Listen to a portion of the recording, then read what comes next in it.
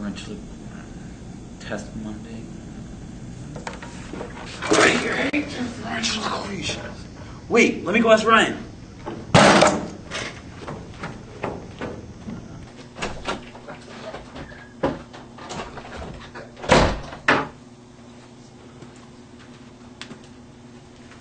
Kevin, where's Ryan?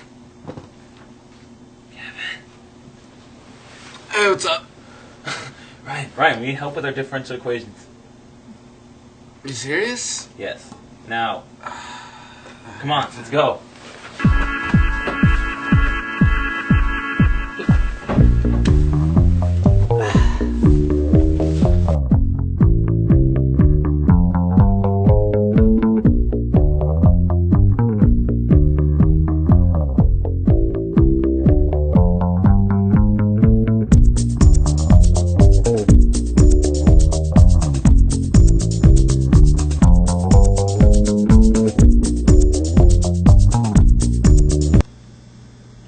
So, you guys know what differential equations are? Well, there's a reason I ask you, Ryan. So, a differential equation is one that relates a function to one or more of its derivatives. I'll give you a simple example that I've already worked out on the board. Let's say your derivative, dy dt, is equal to sine of t, and your initial value, y0, is equal to 0. To solve this equation, you simply cross multiply, so you have sine of t dt equals dy. Then you integrate both sides with respect to dy and dt respectively, and you get your general solution here, which is y equals negative cosine t plus a constant.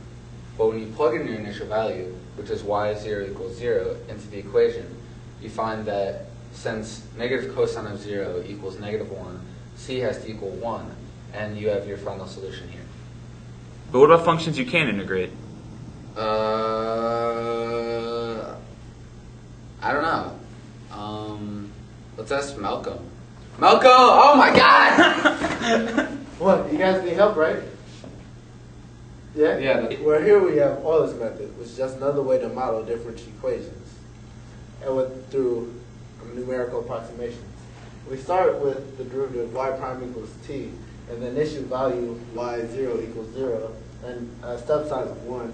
We can graph its derivative and use the piecewise function here to approximate the value and find y is 4.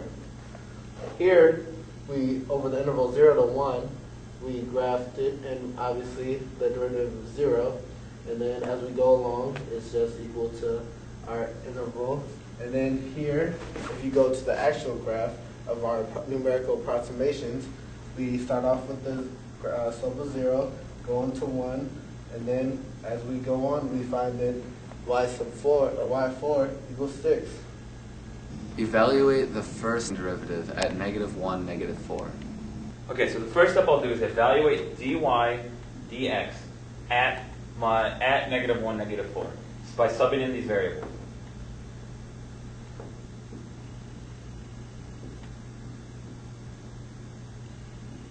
Then I'll just do some algebra and solve. 5 minus a -1. Okay, so then that's my answer. So dy dx is equal to 6 at -4, -1, -4. Okay, so what's your next question? Is it possible for f to be tangent to the x-axis? Okay, so for a function to be tangent to the x-axis, right?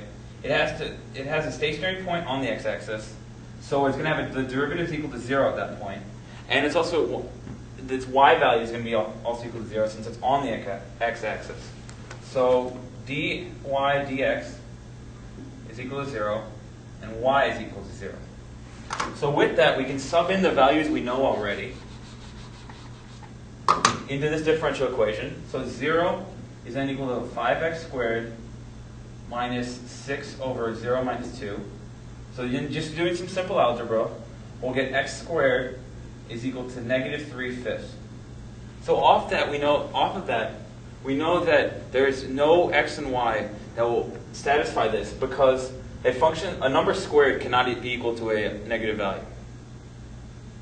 And the next one is using Euler's method, starting at x equals. Say that again, because you weren't looking at the camera. Using Euler's method, starting at x equals -1 with 2 steps, approximate f of 0. Okay, since we know that from 1 to 0, with the delta x is unequal to 1, we want 2 step sizes. We know that our step size is going to be equal to 1/2.